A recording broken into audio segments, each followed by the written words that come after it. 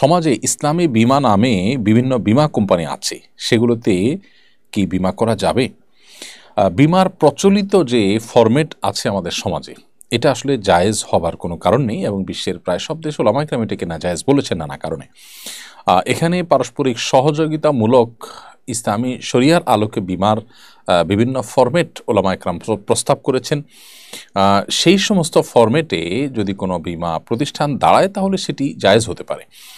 আমাদের দেশে প্রচলিত যে সমস্ত বীমা কোম্পানি আছে, ইসলামী বীমা নাম দেওয়া হয়, কিন্তু সেগুলো আসলে পরিপূর্ণভাবে ইসলামের শরিয়ার ছাঁচে, আমি যে কয়টাকে জানি অন্তত সেগুলো পরে বলতে পারি যে সেগুলো শরিয়ার ছাঁচে সেগুলো পড়ে না।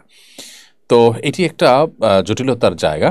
সেক্ষেত্রে আমরা বিকল্প কোনো পথ, যে পথে আমাদের রিস্ক কি পরিস্থিতি বা আপৎকালীন পরিস্থিতিতে আমরা আমাদের সমস্যার সমাধান করতে পারবো, সেরকম পথ আমাদের বেছে নেওয়া দরকার। নিজের একটা সঞ্চয় থাকতে পারে, প্রাতিষ্ঠানিকভাবে বিভিন্ন উদ্যোগ হতে পারে, সেগুলো দিয়ে আমরা কাজ সারতে পারি। এছাড়া বীমা কোম্পানিগুলো দেশের প্রমিনেন্ট ওলামায়ে কেরামের মাধ্যমে শুধু শরিয়া বোর্ড নয়, শরিয়া বাস্তবায়ন হচ্ছে কিনা সে বিষয়ে পরিপূর্ণরূপে তদারকি করা এবং আন্তরিকতার সাথে শরিয়াকে ধারণ করার চেষ্টা করা দরকার। তাদেরকে সেজন্য আমাদের নানাভাবে প্রেশার দেওয়া উচিত, দাবি দেওয়া তাদের কাছে পেশ করা উচিত।